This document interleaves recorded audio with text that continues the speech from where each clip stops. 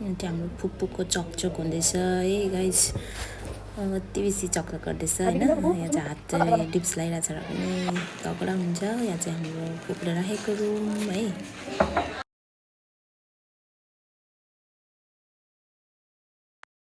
अनि हस्पिटलको नाम के पो? विजयपुर हस्पिटलमा छु म चाहिँ। म खालि भद्रपुर भन्नु आउँछ क्या। दुईटा एउटै नाम भएर क्या, भद्रपुर र विजयपुर एउटै भएर। आज चाहिँ ढिलो घाम लाग्यो। अनि त गुलियो खानेर त यहाँ आएको नानी ऊ पर जान्थ्यो क्या। हिजो त ऊ परबाट ल्याइदिएको थियो कि मलाई फुपाजुले। पुरा मिन थियो। तपाईँले यहाँ खस्रो खानु काम मिल्छ नि त। बस मलाई एउटा दिनुहोस् कि अन्त चाहिँ म प्याकिङ पनि लान्छु। हजुर के भन्नुभयो? यहाँ खस्रो लाग्यो। यहाँको राम्रो छ के, मिन मन परेन मलाई। ऊ पर पनि कतिवटा ल्याउनु भएको थियो फुपाजुले। ए त्यही त यहाँनिर चाहिँ खस्रो राम्रो लाग्यो। अनि चाहिँ यहाँ गुलियोले फेरि मुख ताने क्या, मैले गुलियो खाएको थिइनँ। सादा खाएको थियो त झापामा, मैले सादै खाएको नि त। सो यहाँनिर विजयपुर हस्पिटल आउनु भयो भने चाहिँ यहाँको भक्का खानु होला। यहाँ गुलियो पाउँछ भक्का चाहिँ। मैले यहाँको भक्का खाएको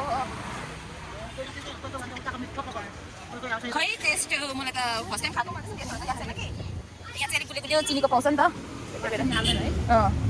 खासमा खानु चाहिँ सादै राम्रो हो नि त नि, तर हामी चाहिँ अब गुलियो खाने बानी होला। यसरी बनाउँछ भक्का चाहिँ। त्यही भएर चाहिँ म लाइभ देखाउँदैछु भक्का चाहिँ कसरी बनाउँछ भनेर। लाइभ भन्दा पनि अब भिडियोको लाइभ चाहिँ आउँछ किन, तर भिडियो मार्फत देखाउँदैछु। ल हजुर पनि सिक्नु होला यसरी भक्का बनाएर खान्छ। अब गरम लाग्यो, यसको बिजनेस अब घट्दै जाँदैछ। अब एकैचोटि अर्को पालि निस्किन्छ नि यो। अब जाडोमा पनि निस्किन्छ है। अब कार्तिकदेखि मात्रै निस्किन्छ यो चाहिँ। अब यसको सिजन घट्दै जाँदैछ है। ए हो किन चल्दैन? कारण बिस्तारै बिस्तारै चलाउनु न, खानेले खाइहाल्छ नि। चल्न त चल्छ कि, तर सकिँदैन। अब थाक्यो, गरम पनि है लाग्छ नि त। थाक्यो कुरा क्या। ए अहिलेदेखि हो खरिद सकेर अनि बनाउनु थाल्यो। ए बनाएको चामल पूजा बनाइसकेको। अनि यो चाहिँ अब म चाहिँ अब चाहिँ भक्का मात्रै खाने नगरेको छु। भक्का मात्रै खाने अब चाहिँ बात गरेको यस्तो यो गुलियो छ हो, सादा खाएको छैन। गुलियो खायो भने चाहिँ मुख लाग्दो रहेछ, सादा खायो भने खुल्लो हुन्छ। भक्कै खाएर भात खाएर चाहिँ आज चाहिँ हाम्रो फुपूको डिस्चार्ज हुँदैछ, घर लाँदैछौँ। घरको लागि excited, we are so excited for. So this is a bhakka. We are bhakka going to house special to bhakka. We are यस्तै खतरा इन्सिन दिन्छ घरिघरि चाहिँ। यो मिनिङ अफ भक्का भनेको चाहिँ के होला सर्च गर्नुपर्छ। सो गाइस हामी चाहिँ अब यहाँबाट चाहिँ घर हस्पिटल छुट्टी जाँदैछ हो।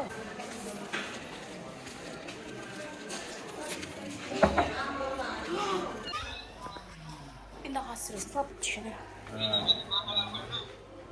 चाहिँ डिस्चार्ज भएर वेट गरेर चाहिँ एम्बुलेन्सको लागि वेट गरेको होइन।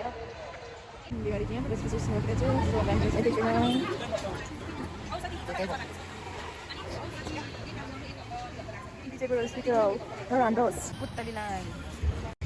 सो एम्बुलेन्स आएर पनि हामी चाहिँ घरतर्फतिर लाग्यौँ। अनि बिमारी चाहिँ यहाँनिर सुतिरहनु भएको छ है।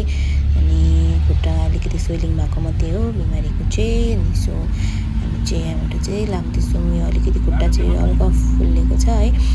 अनि हामी चाहिँ यसरी जाँदै गर्दाखेरि चाहिँ मलाई चाहिँ कस्तो फिल आइरहेको थियो भने वान टाइम है एक समयमा हामी पनि यसरी नै आमाले हस्पिटल लान्थ्यो, घरबाट हस्पिटलदेखि अर्को हस्पिटल यसरी नै एम्बुलेन्समा कुदाउँथ्यो होइन। एम्बुलेन्समा हिँड्नु भने कस्तो नराम्रो लाग्छ होइन। बाहिर देख्नेलाई त नराम्रो आफूलाई पनि कस्तो फिल भइरहेको हुन्छ। झन् बिमारीलाई त कति बेसी होइन उयो भइरहेको हुन्छ। अब त्यसरी नै जाँदै गर्दाखेरि चाहिँ यो चाहिँ हो हाम्रो फुपूको व्हिल चेयर भनेर चाहिँ होइन, तर बसेर चाहिँ टोइलेट गर्ने चेयर हो है। अनि यहाँ चाहिँ बसेर टट्टी गर्नुपर्ने हुन्छ होइन, वासरुमहरू गर्नुपर्ने हुन्छ। अनि खुट्टा चाहिँ अलिकति सुन्निएको छ। अनि मलाई चाहिँ कस्तो आमाको याद आइरहेको थियो क्या यसरी जाँदै गर्दाखेरि। अनि धेरै आमाको याद आयो क्या यसरी अब बिमारीको सिलसिलामा चाहिँ आमाकै धेरै याद आउँछ मलाई चाहिँ। सो हामी चाहिँ घर आइपुग्यो। अनि चाहिँ घर आइपुगेर मैले चाहिँ करेन्ट खानु मन लागेको थियो। कति अर्काको मात्रै खाएको हेर्नु भनेर चाहिँ पानी खाँदा मटाउने नै त हो भनेर चाहिँ खाइदिन्छु भनेर करेन्ट बनाएँ होइन।